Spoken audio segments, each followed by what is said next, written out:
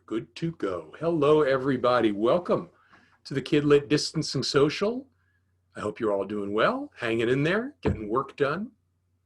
This is, for those of you who are brand new to us, a weekly free live event that we started back in March because we needed a way to keep everybody together, keep community together, and keep you motivated and excited to be creative during these times. This is an opportunity for all of us to sit back and really be creative, and we want to help you make the most of it.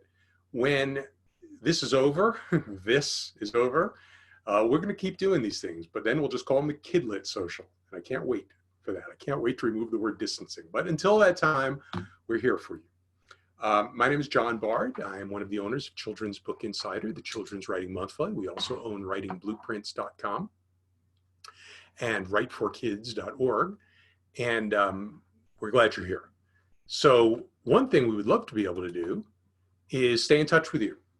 So if you would like to be on our list so that you can get the notice every week about the topic for each Kidlit Distancing Social and also get the replays, go ahead and sign up at writeforkids.org/ultimate-cheat sheet. Then not only will you be on our list, but you're also going to get a very cool and very free gift called the Ultimate Children's Writing Cheat Sheet, where in the book, we basically tell you word counts and age groups for every Kidlit category. There's glossaries, reading lists, all sorts of tips, and also kind of a guide as to which genres or which categories might be best for you. So it's totally free, packed with information. We want you to have it. So go to writeforkids.org, ultimate-cheat sheet. Also at writeforkids.org, we have all the replays of the previous 13 Kidlit Distancing Socials. So you can go there and binge watch. There's a lot of wisdom there. Again, that's completely free, so we want you to go there. The other thing we would ask for all of you guys, especially those of you who are regulars, please spread the word about these distancing socials. It's not just for people who are CBI subscribers. We want to get everybody who's interested in Kidlit on board and in here. We have room in the webinar room for more folks. And so we'd love to share this with them. So please, over the next week or two, especially like when you get the replay link tomorrow, and also when you get next week's, who's next week, Laura? Helen Wu. Okay. From Yahoo Press. They do, they're an American office, but they also have an office in China, and she's going to be talking about writing books that work internationally. Great. So that's going to be an exciting topic. So when you get that, please spread the word. Please share it on Facebook or wherever you'd like. We'd love to have more folks here. And with that, I am going to turn things over to Laura Backus, who's the publisher of Children's Book Insider, and my wife. And she is going to be taking you the rest of the way. Enjoy yourselves. And Laura will be up in just a minute.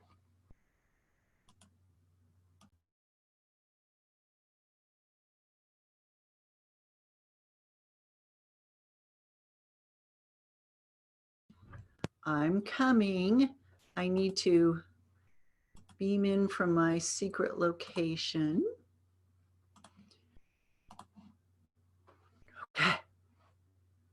Whoop, it's not showing me. You got to turn the camera on. Start video. Ta-da! I'm here. Uh-oh, I'm getting an echo. Okay. Hello, everybody. If you've been with us a while, you know we always have at least one tech glitch every week. So anyway, this is our feature, Where in the World is Laura?, where you get to guess where I am. I'm in front of some literary landmark, and you get to guess where it is. Now, some of you are going to know what this is right away, because it's a pretty famous one. But feel free to tell me in the chat box where you think I am. And I just closed my chat box by accident. There it is. That's what happens when you get on someone else's computer. So this lovely house belonged to a very famous children's book author. And yeah, see, you guys get it right away. Beatrix Potter's Cottage. this was an easy one. I wanted to give you an easy one this week, but also this is on my bucket list. I want to go here someday. Definitely, definitely. So this beautiful, beautiful home. So let me share my screen again. Oops, I think I did that wrong. So hang on. Here's the glitch that we always have. Share screen. Thank you. I'm sorry. I'm really, it's really hot here today. Someone said they were in Buffalo and it was super hot. It's 100 degrees in Colorado this week, and we're not used to this heat. So my brain is just like fried right now. Anyway, this is called Hilltop, and it's a 17th century farmhouse, which was the home of Beatrix Potter. And Beatrix wrote many of her famous children's stories in this house. Characters such as Tom Kitten, Samuel Whiskers, and Jemima Puddle Duck were all created here. And the books contain many pictures based on the house and garden. Of course they do, because can't you just see how inspiring this location is for her lovely stories? And she bought Hilltop Farm in 1905 with the proceeds from the sale of her first book, The Tale of Peter Rabbit. So see, you write a great children's book and you can buy a farm. And now it's a museum, and it's run by the National Trust. And every room contains a reference to a picture in one of her books. So it's still filled with her furniture and all of her stuff. So don't you just want to go there? I know I do. I absolutely do. So like I said, this is for sure on my bucket list, visiting this. Plus it's in just such a beautiful part of England. So someday when I can travel again. All right. Now we get to celebrate. This is probably my favorite part of our distancing social each week, where we celebrate the successes and accomplishments of our people. So Terry Pierce just finished the manuscript for the second book in her chapter book series using our chapter book blueprint. Yay, Terry. She says, I was a bit reluctant to even write a book number 2, but after using the blueprint, the book practically wrote itself. Well, Terry, I don't think the book wrote itself. I think you wrote it, but thank you for that. But that is awesome. To commit to a series and then go ahead and write book 2 is a huge accomplishment. So we're going to celebrate that. Lois Tureen wrote, for the first time in my recollection, I am actually working on 3 manuscripts at one time. Woohoo! That's great, Lois. I love seeing our prolific authors here. So keep going. And as Josh Funk said last week when he was on, if you caught his wonderful talk chat with me, he works on lots of things at once. And it's a really good thing to do, because when you get stuck on one book, you move on to another project, and that often kind of just frees up your mind a bit. And then all of a sudden you'll figure out how to solve the problem in the first manuscript. So being able to step away from a work a bit is very important. And if you've got multiple projects, you can do that without feeling like, oh, I'm slacking off because I'm not writing. Just move on to something else. So that's great. David Cassantini received an honorable mention award from Story Monsters for his unpublished manuscript, Molly's New Pony, Sir Wallace McGee, in the 2020 Purple Dragonfly Book Award contest. And the book, which is for ages 6 to 10, will be self-published later this month through Lulu Publishing and other online retail outlets. So David, congratulations on 2 big steps: winning an honorable mention in a contest. That is always a great accomplishment. And then getting your book out. So good luck with that. It looks awesome. So I want to hear your good news. You can email me at mail@writeforkids.org and put celebrate in the subject line, and we will feature you in a future distancing social. And as I have said before, no good news is too small. We want to share every little step in your journey and celebrate that, because they're all important. So I want to hear from you. Let me hear what you've been doing and what you have accomplished during this time. Okay, now we get to take a poll. And if it's your first time with us, you will be amazed at our scientific polling here. So since we're talking about middle grade today, my poll is your favorite classic middle grade book with boy appeal. And some of these books are 25 years old. Some of them are way older than that, but they're all considered classics at this point, even if they were published when you were reading middle grade fiction, as some of them were for me. So let's see your votes. These are all wonderful books, by the way. And part of the reason I like to do these polls is to, you know, expose some of you to books that you might not have read that I think you should. So you can all vote in the poll, and I will show you the results when they're done. And what's really interesting when you read classic books and then you read modern books, you will get a sense of what is timeless. So there are certain reasons why these books are all still in print. And then you'll also get a really good sense of how writing has changed, how pacing and the types of ways we tell stories might have changed since 25, 30, 40 years ago. And that's all really good information for you to have as a writer.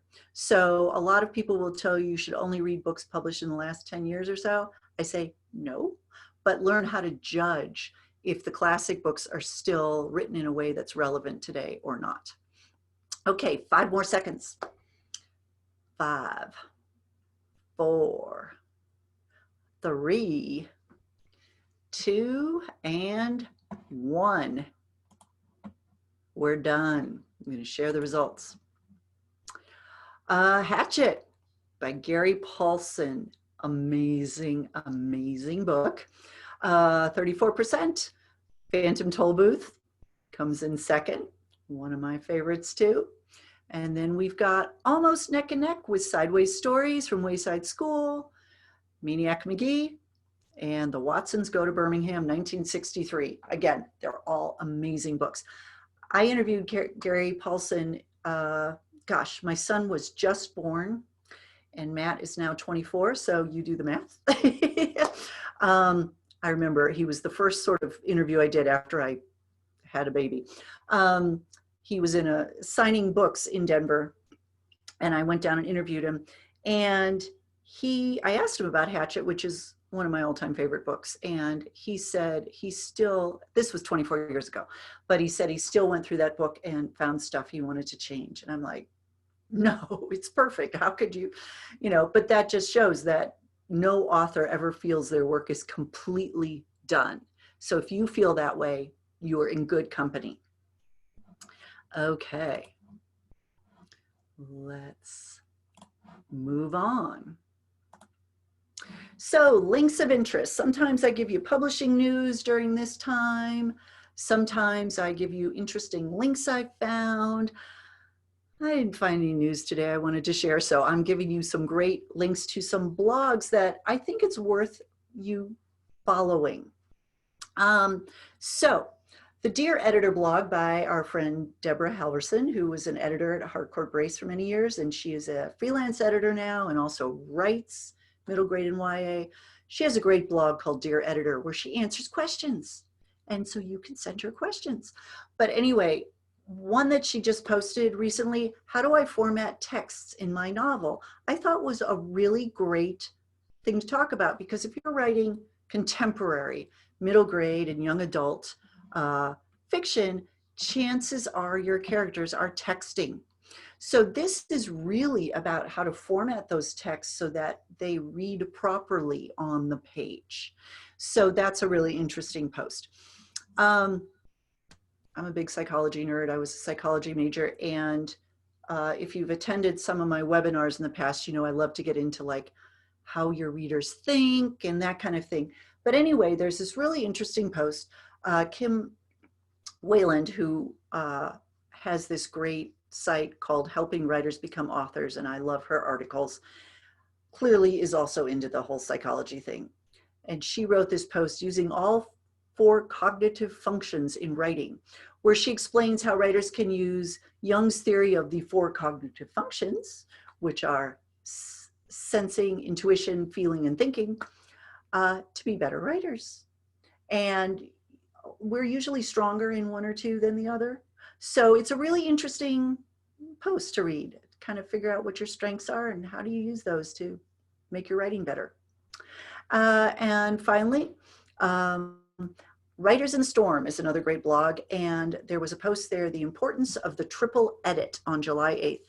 And this one explains the 3 kinds of editing that your book goes through, either at a publishing house or should go through if you're self-publishing. Developmental editing, copy editing, and proofreading. There are 3 different types of edits.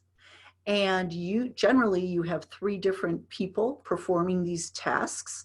So this post explains what these edits do, and also explains how to find a qualified editor if you are self-publishing, or if you would like to hire a freelance editor to help you shape your work and get it in good shape before you submit it to a publisher. So that is definitely worth checking out. So now, yay, Eileen, why don't you turn on your camera and your microphone? And I am really, really excited to be joined tonight by Eileen Robinson, who is the publisher and founder of Move Books, Moving Boys to Read, and also a very well-known editor, writing instructor. Lots of people in the chat box were singing your praises before we started, Eileen. I don't know if you saw that. No, thank you. But clearly she just knows everything about everything. So we're really, really lucky to have you here tonight. And I'm going to stop sharing my screen so that we can see each other much more easily. And I want to tell you all before we get started, if you have questions for Eileen, please put them in the Q&A little box, which will be in that bar, probably at the bottom of your screen. And that way I'll be able to keep track of them. And then at the end of our conversation, we'll pull up some questions and answer those. So I am not going to be looking at the chat box right now because it's too distracting. I will just look at the Q&A when we're done. So you can put your questions there. All right, so welcome. I hope you're doing well and getting through the weird times we're in. You know, one of the things I was going to ask you, I know you, well, first of all, let's talk first about Move Books. Can you tell me a little bit about what prompted you to start this company? My son. I mean, long before my son came along, and my nephews and their friends, and then I ended up being surrounded by lots of boys. I saw a hole in the market, you know, when I was at Scholastic, and we were doing what they then called high-low readers. Some of you may remember those. Now they call them reluctant readers. They have different names for them. And so I began, it was about 5 years, I would say, of research before I actually decided to move in this direction, because the one question I had was, well, if it's such something that's so needed, why aren't the larger publishers, you know, doing it? And at that time, I didn't understand enough about the business of publishing to understand why they had not, you know, undertaken this already. So when my son was born, you know, things changed. And when he got into school, he was a reluctant reader. He struggled. And he saw reading as schoolwork, you know, rather than for pleasure. And I noticed that with all of the boys that he was surrounded with, my nephews, he didn't like to read. So I was determined to find something he could read, he would read. And it was sad to me because my house is full of books, you know, just all over the place. It drove my husband absolutely nuts. I just have piles and piles everywhere, and I'd be reading several books at a time. And I just couldn't understand why he wasn't an avid reader like I was, and why I couldn't get him to like it as much as I did. And I tried everything. I tried all kinds of techniques. I'd show him a bunch of covers. I'd spread stuff out on the floor and I'd tell him to pick the most interesting. And then we would read the first few pages to see if it was a winner for him. And if it was, then we keep reading. I'd let him read to me. I'd read to him. We'd just laugh and talk about it. And it was really hard for me, but I try to refrain from analyzing what we read and let him lead the conversation and bring his own experiences and feelings to the table. I let him choose, I guess is what I'm saying. And, I noticed that he gravitated towards graphic novels and books that were interspersed with illustrations and comical drawings. He tended to lean towards those, and that opened doors for discussion. He had an experience. What really got me was because he had an experience with a teacher that actually snatched a book out of his hands and told him he couldn't read it because it wasn't on his reading level. And then he had in another incident, he had another teacher tell him that picture books were for babies, which is appalling to me because we do picture books for older readers. Well, I do them with Raycraft Books, the other imprint that I'm helping to build. So, of course, I don't believe that. And I sympathized in a way because I knew what they were trying to do. I knew that there was a time to read on reading level, and then there was like a free time, to read what you wanted to read. But I don't think they weren't taking the right approach. And he was already reluctant, and they were just further discouraging him from reading.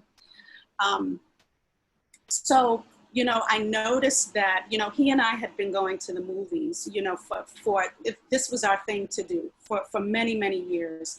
And so we would I'd start to talk to him about character and plot and suspense and all of these different elements within, the visual aspect. And then we started to put those onto books. And he had some really excellent teachers throughout middle school and high school who introduced him to a lot of different kinds of classic novels. And he'd start to come home and talk about them with me. And, now today, he's 18 now, and he talks about story in that way. But it just took a lot of molding and a lot of shaping and just kind of backing off, I would say, and letting him see that it was fun and that it was, it could be pleasurable, just like other things that he liked to do. And, also it's, part of life. It's important.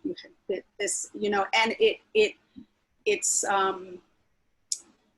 and sort of I don't know how to say it, and a privilege, to be able to read and express yourself when so many kids don't have books and are struggling in that way.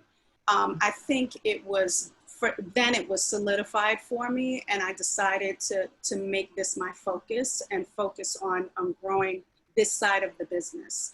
And what was really funny about it, as you know, I used to work for Scholastic, and I put up when I started, I just put up a makeshift website, very professional, but sort of like these color block websites they used to have. I didn't have anyone to design it, and just put out a call for submissions just to see what would happen. And the very first email I got, and I still have that email, was from Scholastic saying, "You're doing books for boys. Can you send us some galleys?"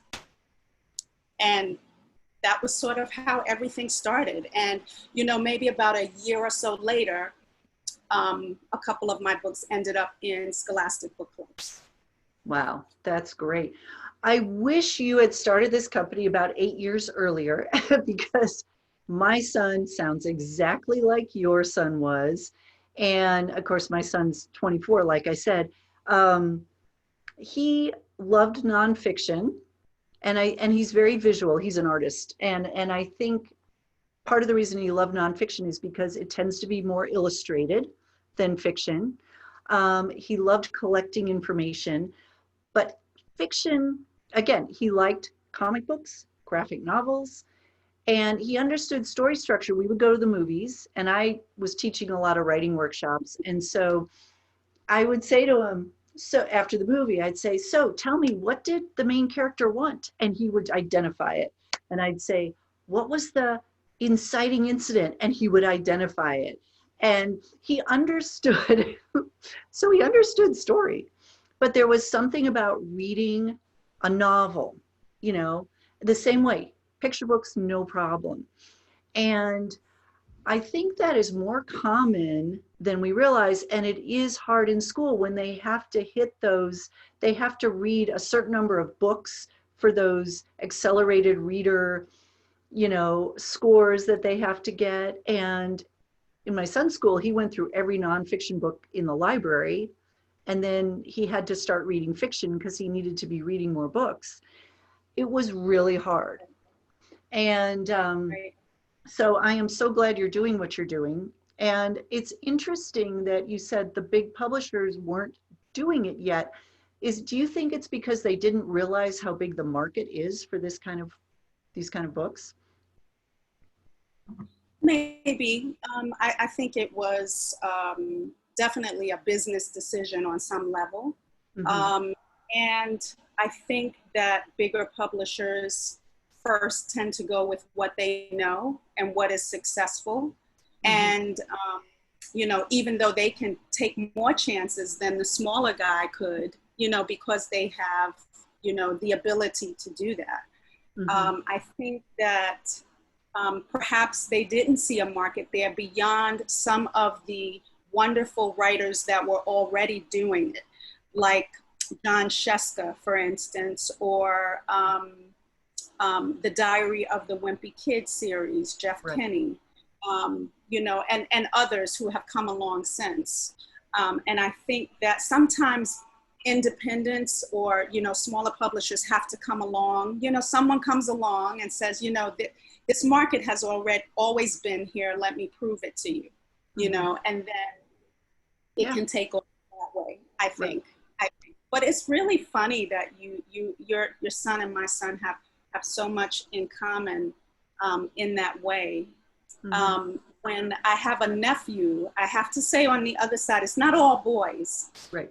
And I have a nephew who was an avid reader up until he turned around 8.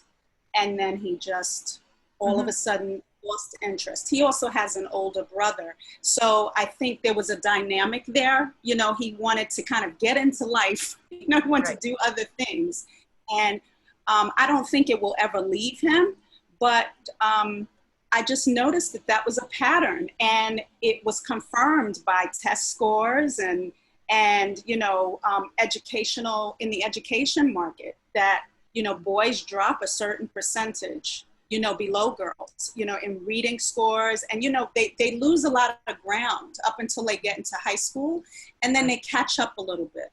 But mm-hmm. what I'm more concerned about is just the love of reading. And my son was the same with nonfiction. He did, I had to, you know, I kept calling him, he's not a reader. But then I realized he is a reader. He just doesn't like fiction. Mm-hmm. You know, and so I think he had some really good teachers, you know, at points, you know, in the education system. And then I was there, you know, to kind of, you know, foster that. Sure. And kind of have fun with him. Yeah. You know, with him. Yeah, well, and he's lucky he had you. I mean, a lot of kids don't have that support, which is unfortunate. And, you know, when I started in publishing, this is back in 1986, oh my God, the sort of generally accepted wisdom back then was boys and girls will read until about 3rd grade, and then we're going to lose the boys for a while, and then they'll come back in high school. And it was almost like a lot of the publishers that I worked with just sort of accepted that as just the reality, and they would focus more on girl books for the middle grade because they're like, the boys just aren't reading, or they'll have a few sort of adventure stories and stuff to try to pull the boys in. But so what is different about your books? What makes a great middle grade book fiction for boys who don't like fiction or who don't read a lot of fiction? Doesn't mean they don't like it. Well, I think adventure, all of the, I don't want to say stereotypical types of things, but I guess they sort of are.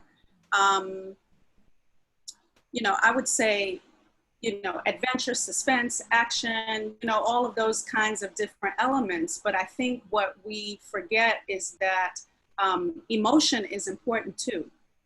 And it's just that boys tend to think and respond and react differently than girls do. And I think the emotional element of a story, I mean, meaningful friendships are just as important as the action and adventure part of it.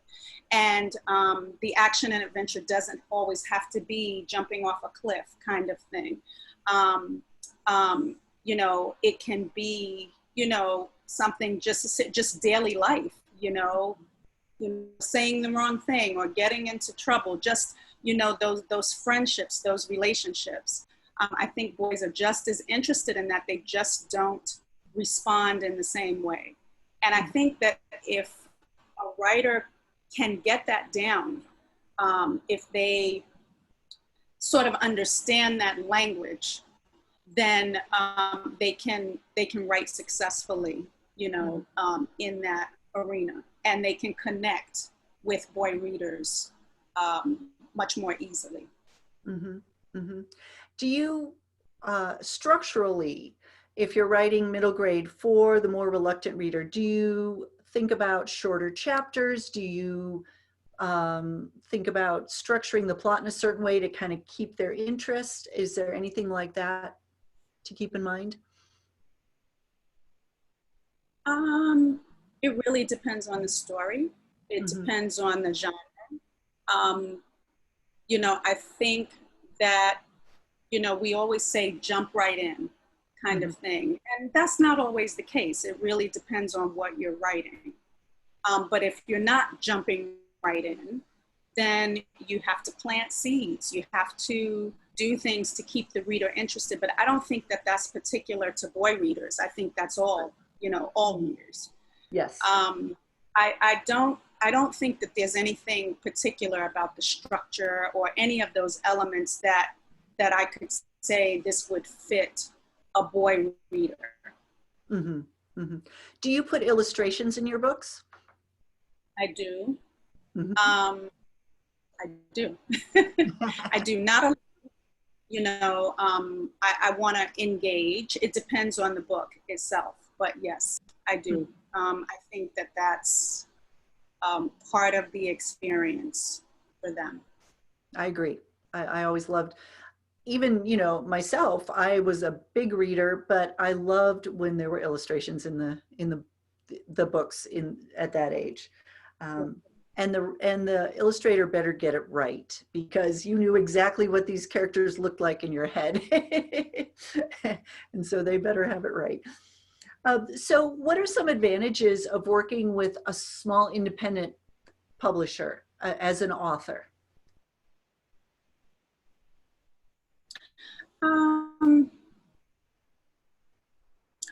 Well, because we're smaller, we can be a little bit more attentive, and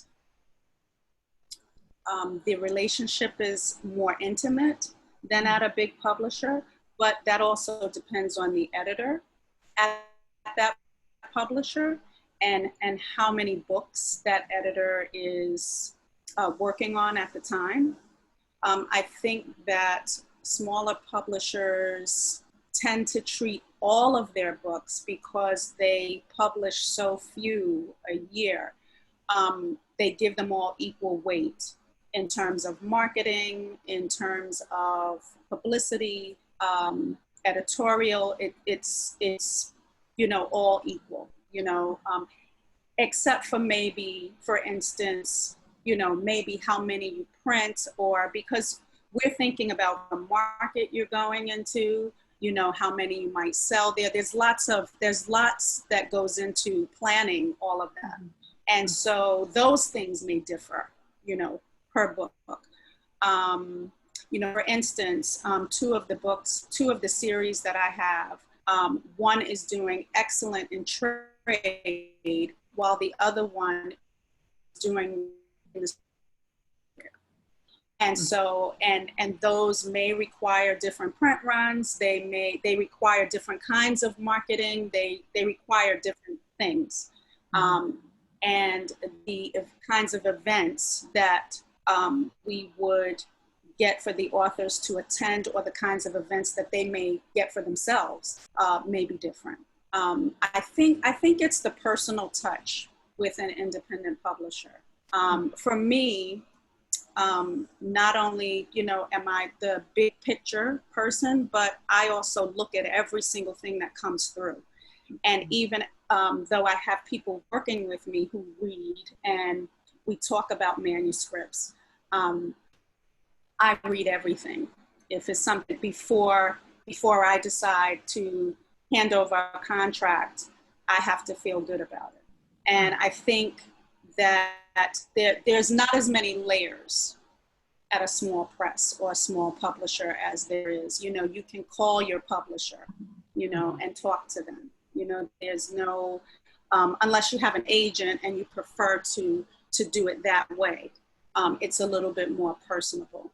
And I think that I tend to explain a lot to the people I work with, you know, because I also want to teach them about the business. It's not just about me getting your book, and I want you to know how it works so that you can also help with sales.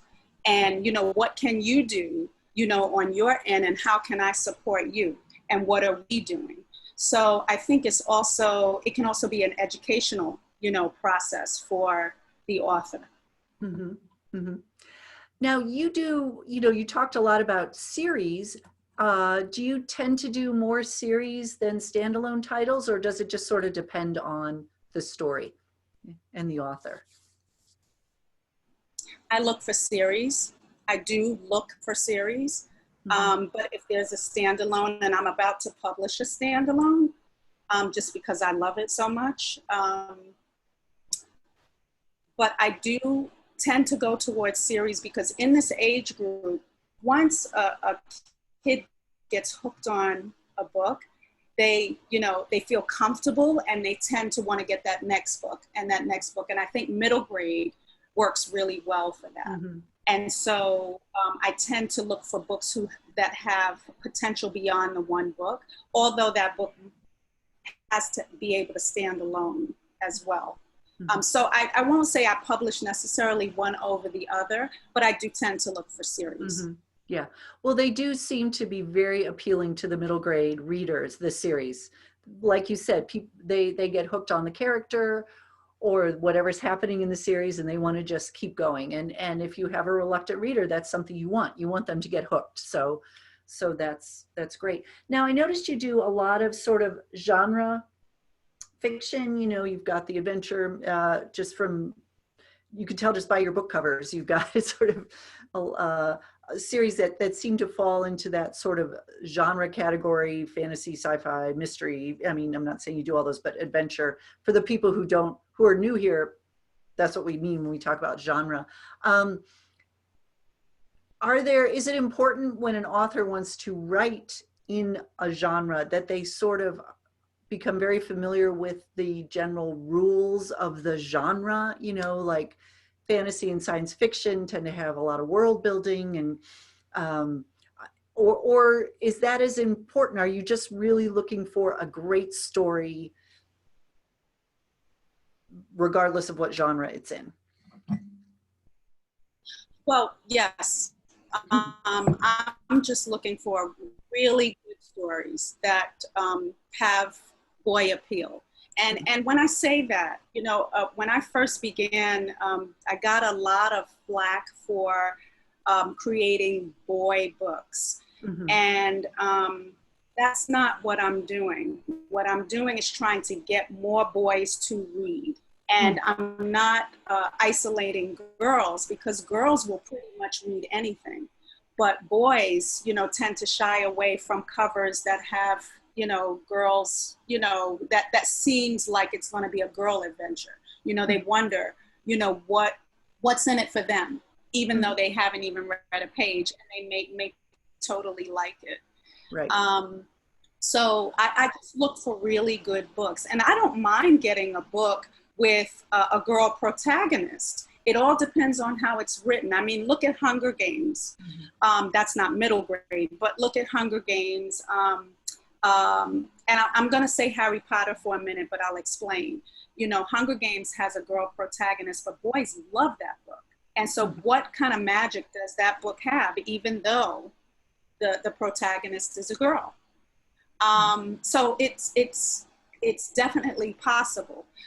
Also, I mentioned Harry Potter because I've, you know, heard that there's so many people who love Hermione, you know, and figure that she's even a stronger character than Harry is himself. And so, you know, you've got books that, you know, kind of both boys and girls, you know, can enjoy. And I think if Hermione had more of a part, or had more of a part, and she did at times along with Weasley, you know, as they grew up, but I think boys would still love, you know, that adventure. Right. So it really depends on the story. I want to sit down with a manuscript and not realize that I'm 25 pages in, you know, or I'm 50 pages in, you know, and absolutely love it, and feel that it's going to appeal to the audience that I'm trying to appeal to.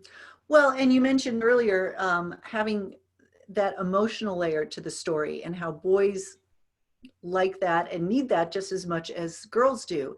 And I think sometimes when authors are writing what they consider a boy book, they focus just on the action, you know, it's an adventure or a suspense or whatever. And they forget that the reader needs to emotionally connect with the character on some level. And so whether it's a boy or a girl protagonist, if the male reader can connect on an emotional level with that protagonist, I think that's what's really so important.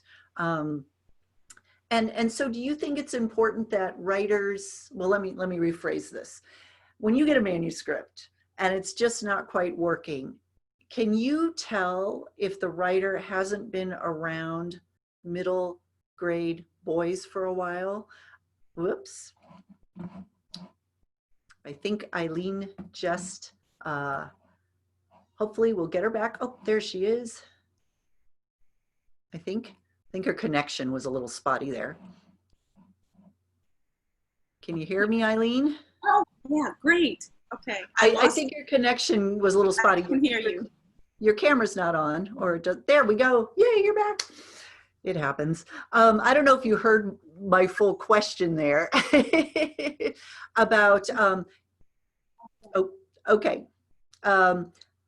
When you get a manuscript, if the author hasn't been around a middle school boy for a while, can you tell by the writing and by the way they portray the character? Yeah, I don't think your microphone's on. Oh, there it is. I think I heard. Can you hear me? Now we can hear you. Yep. Sure. Sure, you can tell. You can tell that they're not in touch with the market. Their audience. There are writers where you can just feel, you know, that they know not only their characters so well, but they know who they're writing for. And yes, you can tell right away. Yeah. Yeah. So I guess for those of you listening, if you want to write middle grade and you haven't been around middle grade for a while, you got to remedy that. And there's lots of ways of doing that. Maybe we could talk about that at a different distancing social, but and also reading current middle grade books, I think is really important because that helps you get a sense of who these kids are as well. So I'm going to go through a few questions here. And for those of you who maybe came in a little late, if you have questions for Eileen, please put them in the Q&A box, which will be probably along the bottom of your screen. Just click Q&A and put the question in there so I can keep track of all of that. So I was going to ask you if everything you do has male protagonists, but you said you would not reject a book with a female protagonist if it worked on all the levels you need. So, Right. so that's good to know. Oh, this is a great question from Joseph. He's asking, I'd like to get some level of clarification about the level of violence allowed in middle grade adventure stories. You know, adventure stories need to feature some kind of danger because that creates the tension and, you know, keeps the plot moving. But are there rules regarding fighting, certain kinds of violence, anything like that?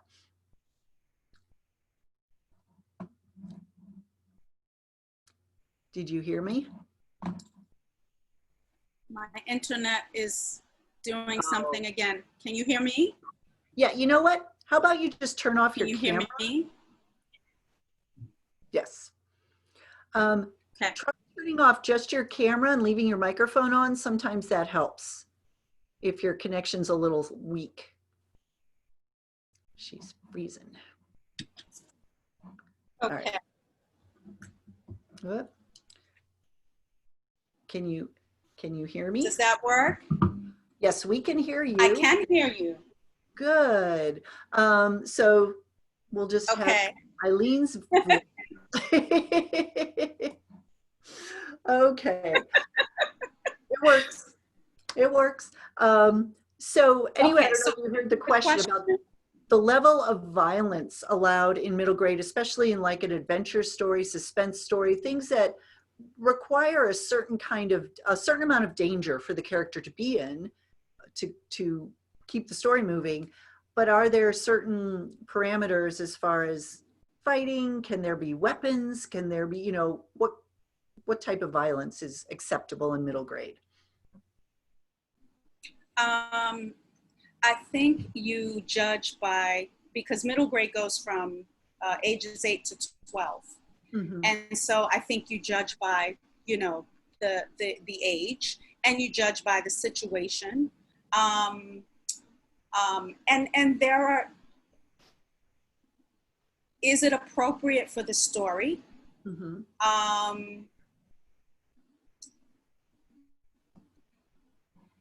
You know, I tend to say you don't get too, you know, bloody. It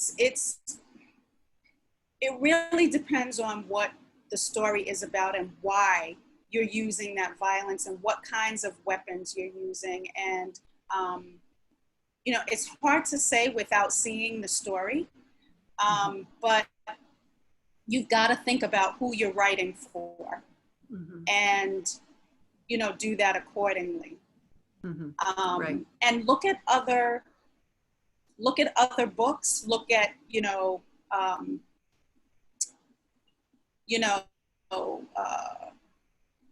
if you're doing something on a Hunger Games level, then I'd say, no, that's not appropriate for middle graders. You know, then you have, well, that's not middle grade either. There are, I think it's a hard question to answer without seeing the actual manuscript. But I think that you just have to use common sense and weigh that, you know, the level of violence that you're using and why. You know, what is the story about and why does it contain, and is there another way that you can show it? You know, do you have to show everything? You know, how can you approach it, you know, in a way that it can still stay in the middle grade category? Right, right. And there's a difference, I think, between putting your character in some kind of danger and then violence. A lot of times you imply the possibility of violence with a dangerous situation, which creates that suspense and that tension, but then you can get your character out of it before the violence actually happens.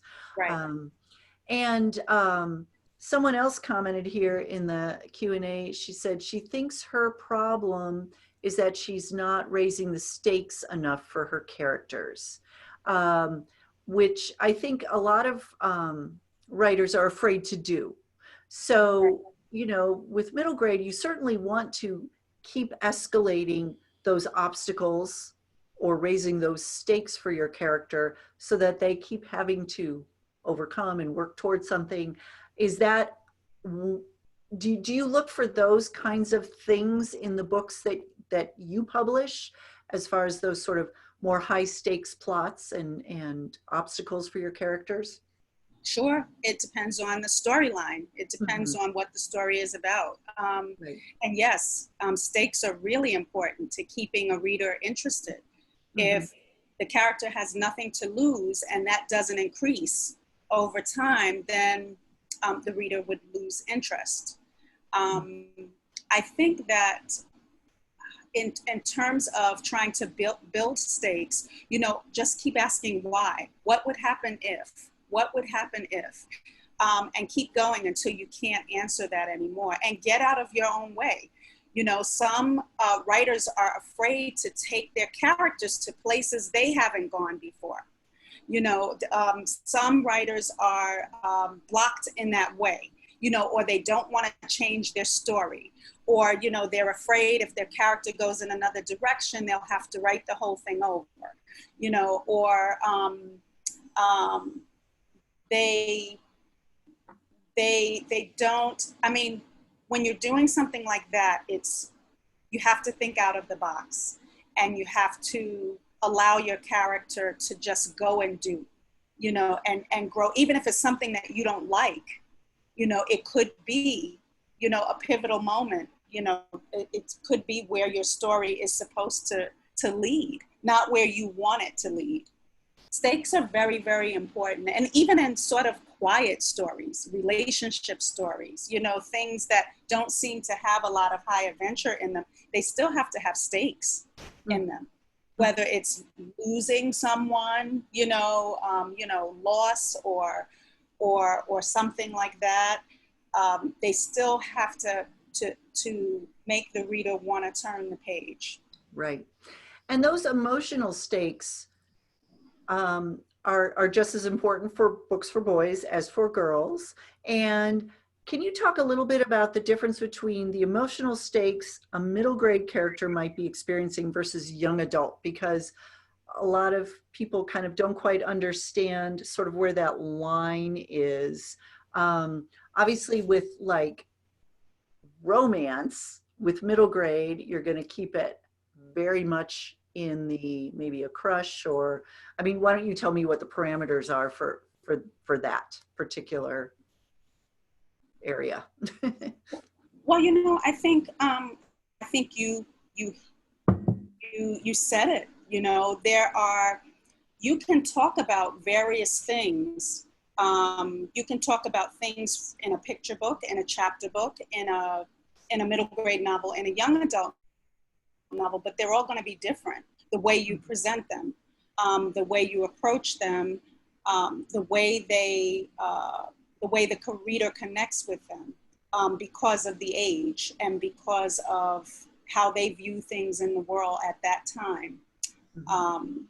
You know, you can character in a middle grade novel where the parents are getting divorced, and that's a really terrible situation. You can choose to use humor, you know, to kind of remedy some of that, make it a little lighter. It could be just, you know, even more awful. But there's certain things that you might not show, versus in a young adult novel, it may be more dramatic. There may be a little violence there. There may be, you know, different kinds of things that the protagonist finds out that you might not address in a middle grade novel. And if you do address it, you may do so in a different way. So I think thinking about the age group is really, really important when it comes to defining that line. Right. And for me, I remember when my son was going through elementary school, I always helped out in his classroom every year. And it was really an education for me to see how kids change from year to year. And there was a definite tipping point in third grade where suddenly, and again, I was focused mainly on the boys. The girls were like a year ahead, you know, emotionally. And frankly, I got a little, I was happy I had a son at one point, because, but it was like all of a sudden in third grade, the kids were aware of how they looked to the other kids, you know, like there was suddenly this sort of self-consciousness that arose. And I hadn't seen that earlier. And it was much easier for them to be embarrassed. They suddenly started caring more about what their peers thought. And it got much more intense in fourth and fifth and certainly sixth grade. So those kinds of things, I think it's really important to be aware of if you're writing for this age group, and understand how they start getting very focused in here, and how other people are perceiving them, and things like being embarrassed kind of gets really intense, or the possibility of being embarrassed toward the end of elementary school, and then obviously into middle school big time. And humor can often help with that in books. So the writers can address these emotional areas with their character, but in using humor, it allows the reader to kind of laugh a little bit at themselves as well. And so is humor a component of a lot of the books you publish, or are you looking for humorous books? I think there's always some humor. I am looking for humorous books, and I think there's always an element of humor in the books that I publish. I think it helps to, you know, alleviate, it gives the reader some distance to the seriousness of what's happening. And it also, you know, just kind of alleviates things for a moment, you know, especially if the situation is dire. I think humor is really important. And if you can do it, you know, or if your character has that in him, you know, I say go for it, you know. I think in terms of defining lines, I think you really have to pay attention to how a reader or how a middle grader is going to respond, you know, to that same thing.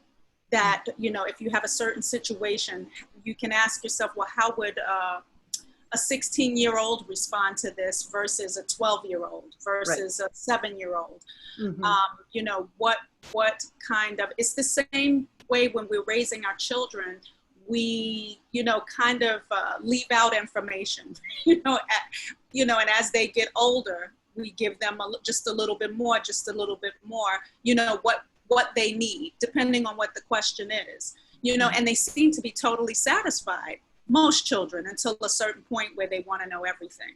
And then you've got to decide, you know, how you're going to explain this particular thing, you know, without telling lies or, you know, untruths. I think you just have to know your audience and know how they develop. And I started out in educational publishing. So that, I think, when you know how a child develops, and you're writing materials for them, and you're seeing how they develop all the way from, you know, learning, you know, simple sounds, you know, to how to read, to, you know, to what do we call it? You know, I came up in the era of phonics. So, yeah, me too. You know, I can't spell very well. All of that kind of stuff. Guided reading, all of these things. You know, when you see all of that, you know, how they develop and progress, to me, that's sort of akin to, you know, when you're writing fiction as well. Because I go back to that a lot. I mean, it's sort of automatic.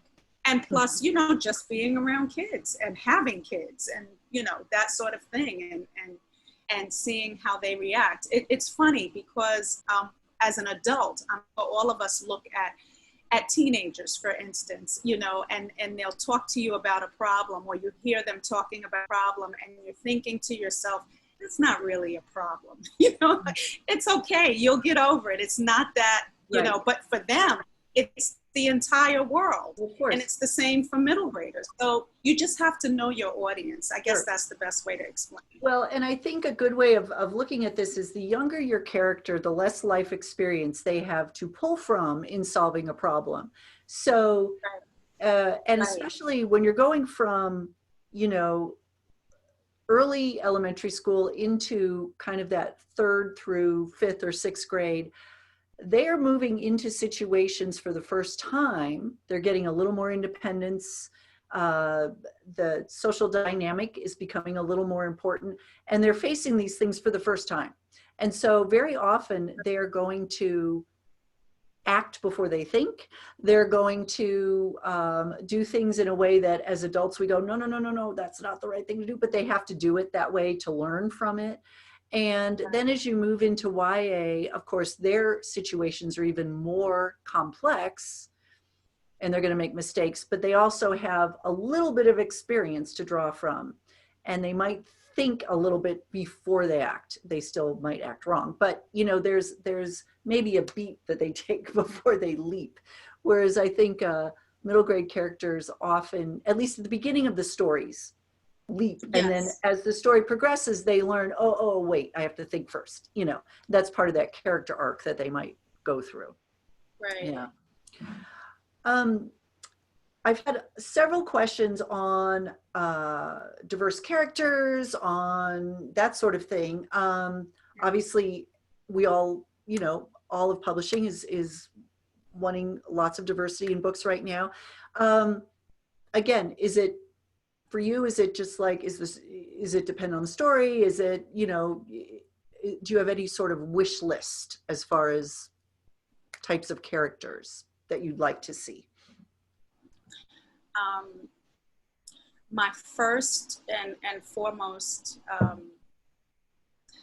what I would like is a really good story. Mm-hmm. That's the first thing. And I do want to address, you know, characters that are not being seen, you know, and I encourage, you know, everyone, you know, to send me, you know, their stories. You know, I guess the answer to that is I'm looking for really, really good stories. I'm looking for diverse stories. I'm looking for, you know, stories of all different genres. You know, sometimes I don't know what I want until I see it. Mm-hmm. And diversity is extremely important. And I mean, I grew up with little to no books, being able to see myself. So, you know, this is definitely part of my mission, but I'm serving all boys. Mm-hmm. and getting them to read. And in that, you know, I would like them, you know, I would like to bring together children of all ethnicities. Mm-hmm. One of our series, The Lost Tribes, does just that. It's he is an African-American protagonist and his friends are from different backgrounds. And it's a sci-fi fantasy. Mm-hmm. And what's nice about it is that it doesn't focus on their, on the fact that they are of different nationalities. It focuses on the larger story. And I think that that's what we need to see more of. That's the new generation. You know, it's not about the color of your skin, but it's about, you know, how we, you know, how we connect to each other. Mm-hmm. But it is really, really important. Yes, it is. It's really, really important to have those books. And I wish that I could get more of them. I welcome them. Great. But I welcome any really great boy book. If you have a great story, send it in. But I do want to say that I welcome, you know, I welcome all of that because we need it. And African-American boys in particular especially need more books. that they can see themselves in positive ways, in fun ways, just in regular stories. And, you know, hopefully, you know, what I think the industry is trying to do is that all of these things cross over, you know, to, we're all reading about each other, and it doesn't matter, you know, that there is an African-American boy on the cover versus, you know, a white boy on the cover. Mm-hmm. That it's the story that we're engaged in, and that we come to think of it as that we're all alike, mm-hmm. you know, and we have something to learn from each other. And I think it's an opportunity to show the culture, you know, all of that. There's all kinds of different stories out there, and I welcome all of them. Great, great. I'm just a couple more questions. I don't want to keep you too late. I know it's later where you are. So what is the sort of general word count for middle grade? You read lots of ranges, and I know it depends on the story, but is there sort of a general length that you tend to look for? I would say anywhere from 35,000 words and up. Okay. And you could go to 30,000. Mm-hmm. I wouldn't go any lower than that unless the book is really tight. Mm-hmm. Tightly written. That would be too long? And you feel that mm-hmm. Is there anything that would be too long? I missed that. Sorry. Any word count that you would feel would be too long for middle grade? 80,000. I've had people send me stuff like that. Yeah. You know, I teach with Harold Underdown, Kids Book Revisions, and what we always say is the manuscript will be what it's supposed to be. Yeah. And so I welcome that. Can I publish an 80,000 word book? I don't know. It'd have to be really, really good for me to do that, because what you have to think about when you're writing these large books is that it costs money to publish, you know, big books like that. So especially if you're going to have illustrations and all of that kind of stuff. So the publisher really has to be invested in that. Mm-hmm. And that's just another side of it. But sure. In terms of the craft, I would say if it's an 80,000 word book, it's an 80,000 word book. But, you know, I would,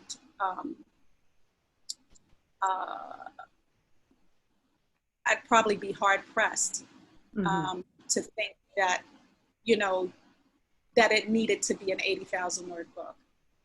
Yeah, exactly. And if you're really catering with reluctant readers, an 80,000 word book is pretty thick. And if a kid is trying to decide which book to read, and they're not crazy about reading anyway, that might put them off of the book just because of the sheer size of it. Yep. So that is something to think about. Okay, and I know we had a lot of great questions here, and I'm sorry to those we didn't get to, but we don't like to keep our guests too long. So thank you for your great questions, and I hope you come back and maybe we'll be able to answer some of those questions down the road with another guest. But Eileen, I want to ask you one more question. Are there any, who are the middle grade authors right now that excite you? Obviously the people you publish excite you a lot. Right. But are there other writers in middle grade right now being published that you think are great that people should also maybe check out? Oh my gosh, there's so many, and I'm going to feel bad for maybe forgetting to mention some of them, because some of them are my friends. Oh boy. You know, I love Jason Reynolds' writing. I love, I love Catherine Applegate. Whose book is now being made into a movie. Mm-hmm. I love, oh gosh, there's so many. Nikki Grimes. Jane Yolen, who writes just about everything. Mhm. Gosh, who else? Kate DiCamillo is one of my favorites. She's Oh, I love her. amazing. I absolutely love her. And I think her books appeal to boys and girls Yes, across the board.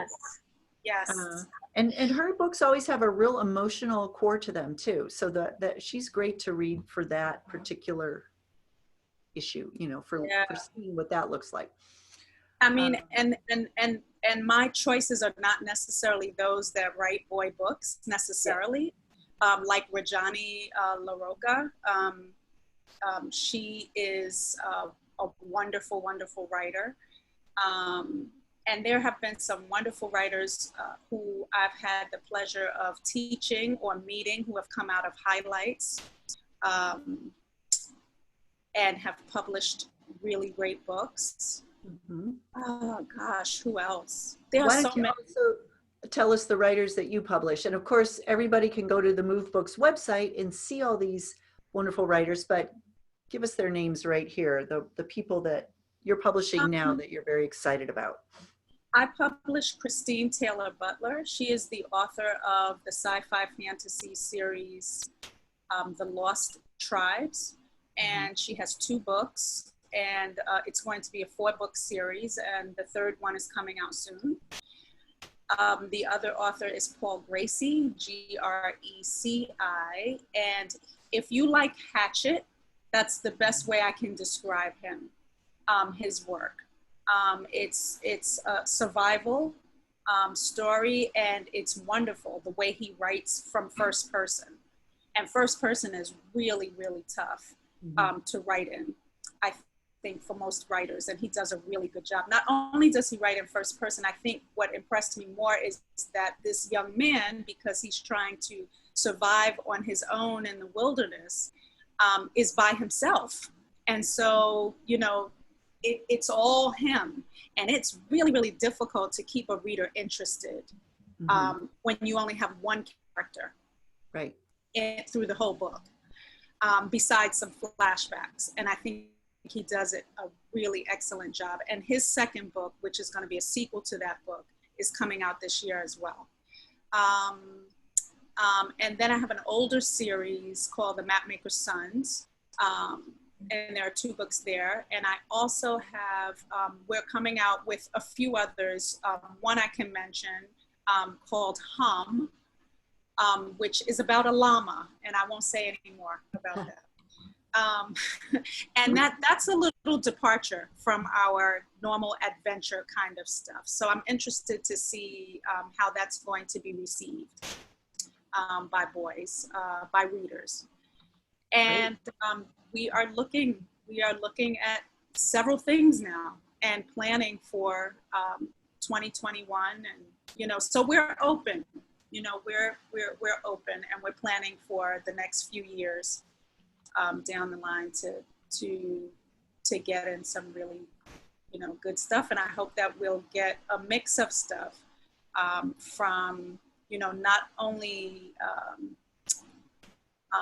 you know, something that can cater to, you know, boys can range from younger boys to older boys, you know, as well. And Tribes actually straddles middle grade and YA.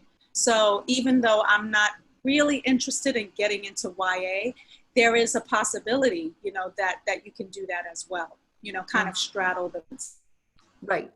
And because so, someone did ask about. And I was going to say, Laura, if you'd like, I'm totally willing to answer any of these questions that are here. If you want to send them to me, or if people want to email me, I'm totally open to, you know, helping as much as I can.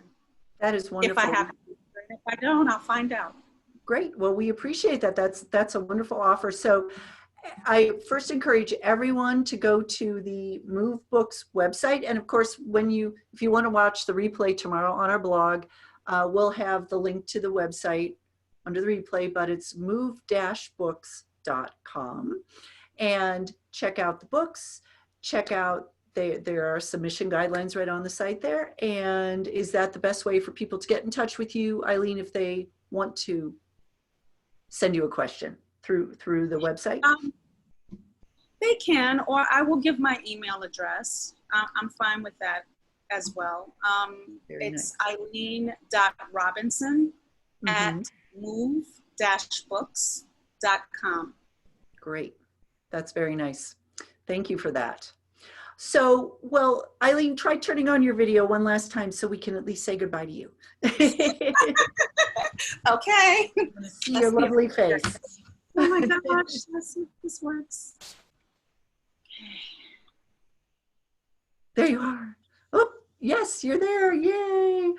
So thank you so much for talking with us tonight. This was wonderful, and for sharing all your knowledge. And we wish you the best of luck with Move Books. How many books do you have coming out on your next list? 4. Okay. However, you know, due to COVID and things slowing down quite a bit for different reasons, you know, we may have to push a couple of those. Right, right. Well, we're just planning. We're planning out, you know, and it takes time to do the editorial part. All of it takes time. So getting in manuscripts now and being able to have time to spend on them and decide, you know, make those decisions is really a good thing. Great. Well, best of luck to you. I think what you're doing is really wonderful and really important. And thank you again so much for being here tonight. We really appreciate it. Thank you for having me. Bye, everybody. Okay. Bye, everybody. See you next week.